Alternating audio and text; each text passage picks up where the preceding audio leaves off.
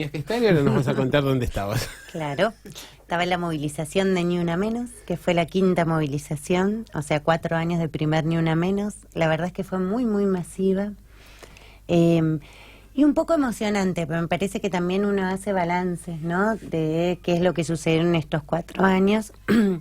Y de alguna manera hubo como yo creo que hubo una gran expansión del movimiento feminista, ¿no?, que Sí. se masificó, se vigorizó y permitió que se den un montón de debates culturales, ¿no?, que son muy interesantes en relación al rol de las mujeres y las injusticias que padecemos las mujeres a causa de ser mujeres, y que eso permitió un montón de transformaciones culturales, de posibilidades de repensar cómo se es mujer en esta sociedad, cómo se es varón en esta sociedad y cómo nos vinculamos, ¿no? Y me parece que eso es como muy alentador. Y también un poco a 4 años del primer Ni Una Menos, yo creo que de alguna manera también es momento de empezar a plantear que este debate cultural tiene un dique de contención si no logramos transformar el debate cultural en exigencia de política pública, ¿no? Ujú.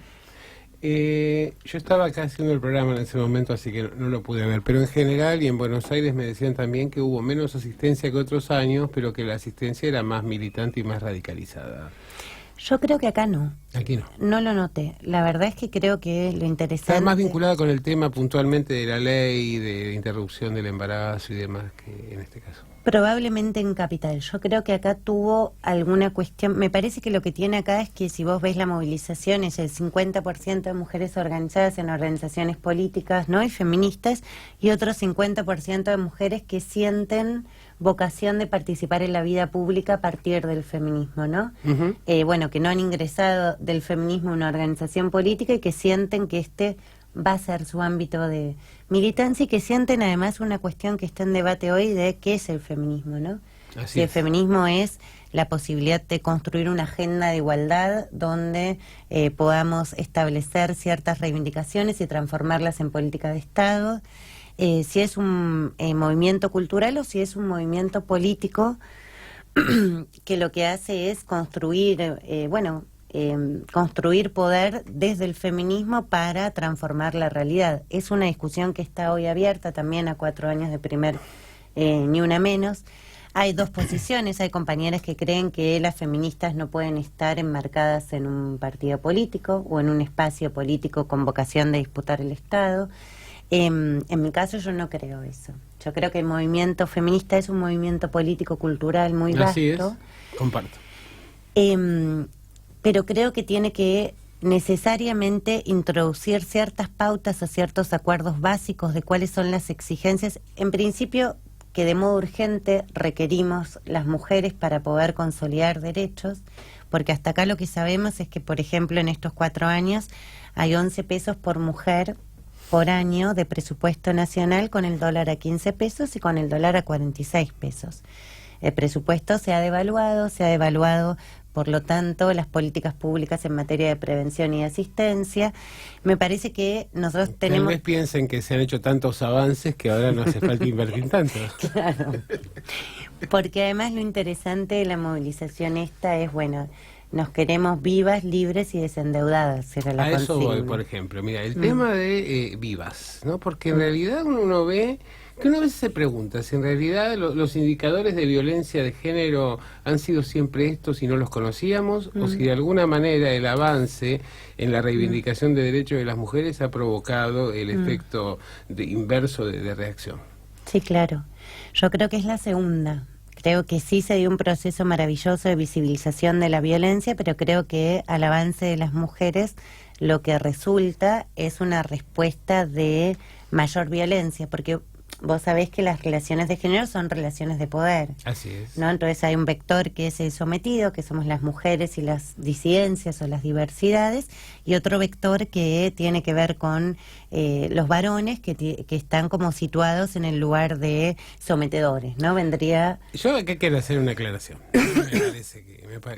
Que cuando se habla así, y lo digo no para quienes están en el movimiento de género, no es que nadie piense que todos los hombres son machos, violentos, ni nada por el estilo, sino que se habla del colectivo y de una generalización respecto de la situación de como género y no a cuestiones individuales. Porque enseguida hay como una prevención frente a esto, ¿no? Y sentirse como agraviado o ponerse a la defensiva respecto de esto. Y creo que es son importante pautas culturales, ni siquiera estamos hablando de personas en concreto. Lo que estamos diciendo es que hay una pauta cultural que obliga a los varones a ser de determinada manera. Así es.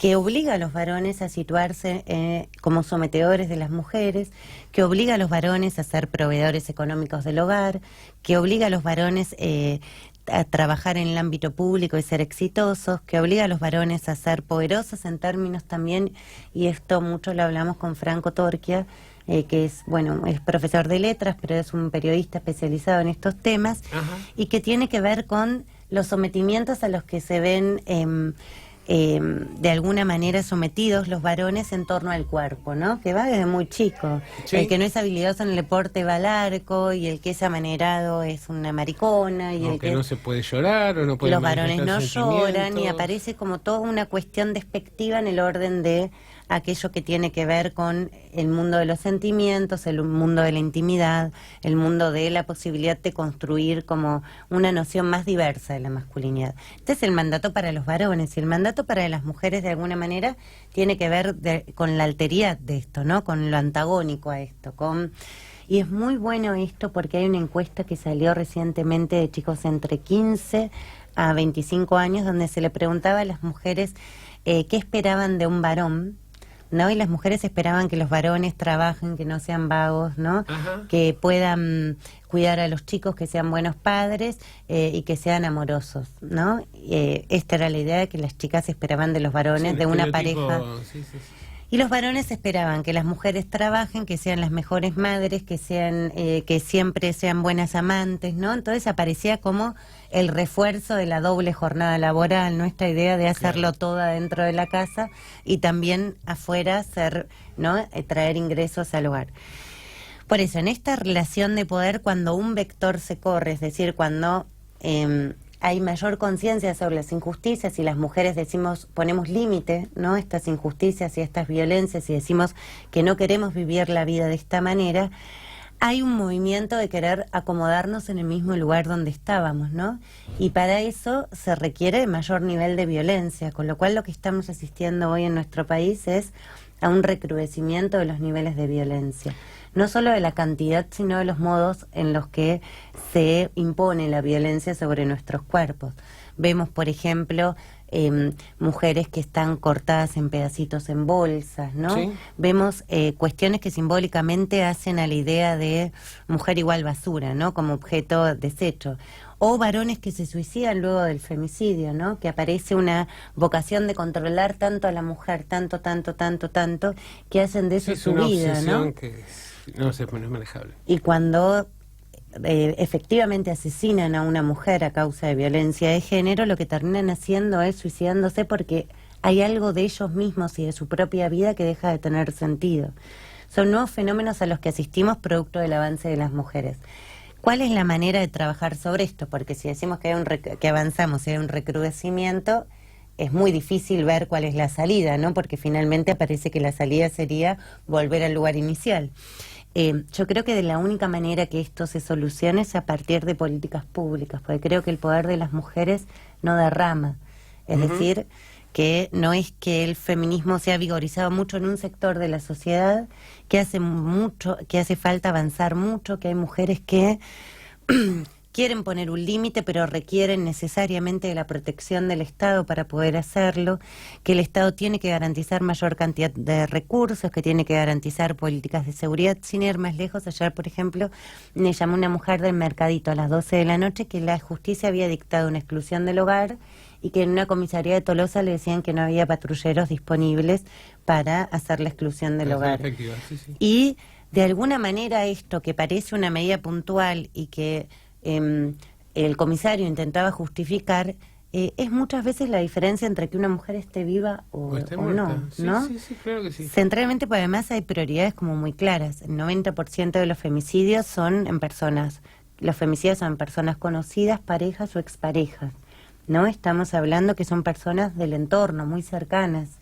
y que eso implica la necesidad de que el Estado se pueda introducir en el ámbito doméstico, ¿no? Se puede introducir en todos lados y que pueda garantizar los resortes para proteger la vida de las mujeres en los casos más extremos, pero además promover la igualdad también para sacarnos las ataduras, por ejemplo, en los chicos jóvenes en relación a este mandato que propone el patriarcado, que es muy opresivo para mujeres y para varones. No es que los varones se sostienen en el espacio de poder. De hecho, vos lo ves en lo que decías recién, que a lo mejor después del femicidio se suicidan o quién sabe incurren en determinadas conductas, porque además que ha desaparecido el objeto que justamente constituía su fin en la vida, ¿no? Exactamente esto mismo lo que pasa. Es como un proceso, se llama de melancolización, ¿no? Desaparece el objeto y lo que parece es que la vida deja de tener sentido. Esto sucede en los casos más extremos y después suceden, por eso digo, un montón de cuestiones que los chicos además más jóvenes están pudiendo repensar con mayor facilidad, pero que tiene que ver con esto, hasta qué punto yo tengo ganas de cumplir determinadas pautas que se supone que un varón tiene que cumplir, ¿no? O cómo me acerco a una chica. La otra vez en un taller de masculinidades, un chico decía, bueno, habíamos dramatizado una situación en boliche, ¿no? Y cómo se acercaban los varones a las chicas en un boliche, y lo que habíamos hecho es pensar situaciones donde las chicas tenían que pensar que habían sufrido situaciones de violencia en un boliche y los memorizar, ¿no? Tratar de ir hacia su memoria, a ver dónde rastreaban un hecho de estas características, y los varones tenían que rastrear un hecho de estas características que había vivido la madre, la abuela, la hermana, la compañera de la escuela o alguien. Cada uno rastreó una escena, ¿no? Y lo que hicimos fue armar un grupo mixto, mujer-varón, donde pudieran compartir la escena. Y en ese marco los varones hacían de mujeres y las mujeres hacían de varones, ¿no? Entonces pudimos de alguna manera visualizar lo que iba sucediendo, y los varones en un momento empezaron a plantear algo que estaba bueno para tener en cuenta, porque es, bueno, a mí me pasa que yo no puedo encarar a una chica en un boliche, ¿no? Entonces, o sos un varón estilo patriarcal que terminás teniendo un acercamiento violento, o finalmente te quedás siendo un perdedor, decían los varones, porque no tenés esa potencia, no hay otro modelo para pensar. Y entonces les preguntaban a las chicas esto, ustedes se dan cuenta que ustedes también conocen este como el único modelo, construyamos otro posible. Y aparecen, bueno, un montón de cuestiones, de ver si le digo a una chica que, de un varón, que le digo a una chica que me gusta, si está atravesado por el patriarcado, hasta qué punto le puedo decir, cómo hacer para vivir la sexualidad de un modo más pleno.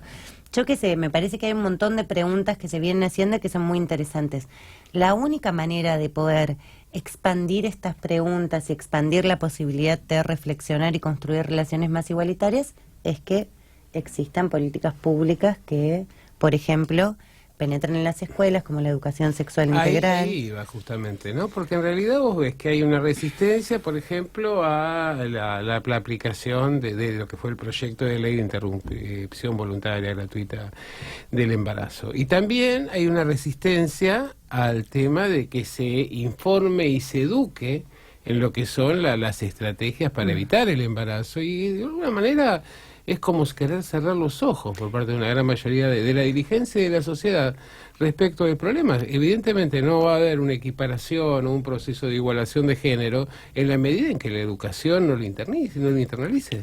Sí, y eso además supone invisibilizar un montón de cuestiones. Viste que hace poco apareció un médico de Garraham que había difundido pornografía infantil. Bueno, la única manera de prevenir el abuso sexual infantil para niñas, niños y adolescentes es la educación sexual integral, porque recordemos que la mayor parte de los abusos sexuales no están en la iglesia, si bien la iglesia tiene que asumir que esta es una problemática que tiene que atender y sancionar, ¿no?, de parte de las jerarquías eclesiales. No es este el ámbito donde primordialmente sucede. Digo porque está muy en discusión esto en cierto sector del feminismo. Es en la familia donde sucede primordialmente los casos de abuso sexual infantil o de allegados a la familia. La única manera de poder tener otro ámbito de referentes adultos a los que se pueda acudir es si aparece la escuela como actor fundamental en los maestros, teniendo en cuenta además que hay que formar a los chicos como sujetos de derecho. En una situación de abuso sexual infantil hay dos, un adulto y un niño. No es que se buscan testigos, ¿no? Entonces el único que tiene la capacidad de ponerle un límite al abusador es el niño, la niña o el adolescente. Y para eso tiene que contar con instrumentos y herramientas para poder proteger su cuerpo, para poder saber qué está bien y qué no, y para poder además acudir a un adulto que pueda ayudarlo a resolver una situación, ¿no? Esto en relación a la educación sexual. Y después me parece que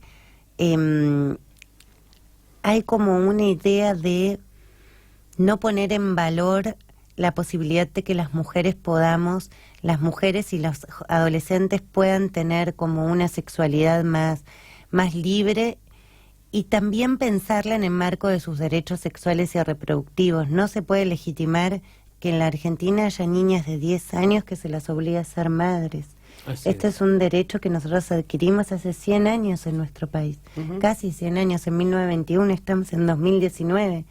Las modificaciones del Código Penal que habilitan a las condiciones para realizarse un aborto legal, seguro y gratuito, en la actualidad distan de hace 100 años. Entonces es imposible que no lo podamos implementar. Pensemos además el sufrimiento psíquico, ¿no?, de esa niña que se le obliga con esas marcas en el cuerpo a tener una cesárea de un bebé que además finalmente en la mayor parte de los casos termina falleciendo, ¿no? Porque no está preparado su cuerpo para tener un embarazo, y además porque su psiquis no está habilitada. Es que no tenemos idea, es decir, bueno, hay estadísticas, pero creo que no se visualiza o se mira para otro lado socialmente respecto de la cantidad de niñas adolescentes que han sido madres y cómo eso implica una forma de posicionamiento frente a la vida también. Sí, claramente, porque tiene que ver con no habilitar que ahí hay un derecho, hay una equivalencia de embarazo igual hijo, que lo que supone es la invisibilización de que ahí hay una niña que no puede ser madre por una cosa muy clara, ¿no? Yo desde la psicología. Cuando una persona está en constitución, ¿no? Los niños que están en constitución permanente y psíquica tienen que tener un momento de estar, toda su libido y su energía tiene que estar centrada en sí mismos. No la pueden repartir. Esas niñas no van a poder ser madres. A esos bebés, producto de esos embarazos que fueron producto de una violación o un abuso sexual, los crían en general las abuelas porque tienen imposibilidad de asumir esa posición. Una dificultad enorme, porque primero se tienen que constituir, tienen que tener la energía puesta en sus sueños, sus proyectos, ¿no? Y también centralmente yo escuchaba como argumentos como absurdos, bueno, juegan con los bebotes y entonces el bebote tiene que ver, claro, juegan con los bebés de plástico las niñas, porque van constituyéndose a sí mismas, no porque ahí exista posibilidad de ser madre. Como escuchábamos, ¿no?, en el momento que se discutía el tema de la ley, que aparecían estos grupos pro vida que decían, bueno, que tengan los hijos que nosotros los adoptamos, pero yo no vi que se hiciera ningún padrón de adopciones ni nada por el estilo, más allá de que me pareció una aberración. No, claro, no, me parece que es una discusión falaz que supone un cambio de paradigma. Me parece que eso también se ha fortalecido en este último tiempo porque empieza a haber otras pautas, ¿no?, culturales en torno a las maternidades, a los cuerpos, a las niñas y a las mujeres, y hay un sector de la sociedad que quiere resistir hacia aquello que de a poco empieza a morir, ¿no?, y que de alguna manera son los últimos coletazos de estas cuestiones que muchas veces son tan absurdas que aquellos mismos que a veces no están a favor de la ley de interrupción voluntaria del embarazo, les parece aberrante que una niña de 10 años, ¿no?, sea madre o se le obligue a cursar un embarazo. Bueno, Paula, te agradezco mucho. La verdad que me quedaría charlando y te pediría que vinieras todos los programas, porque sos extremadamente clara. No, me parece que a veces es un problema que tienen en los discursos de género y demás, que en el marco de una reivindicación a veces están teñidos de una cierta enjundia que resulta chocante para los sectores que a lo mejor estarían más dispuestos a tener la cabeza abierta. Sí. Y yo creo que vos estés siempre, digamos, en una sociedad en la que priva la violencia, transmitís una armonía y además sin por eso bajar los niveles en lo que tiene que ver con los reclamos o la fijación de los puntos de vista. Yo soy como yo me formé con Marta Rosenberg y Dora Barrancos hace como 20 años.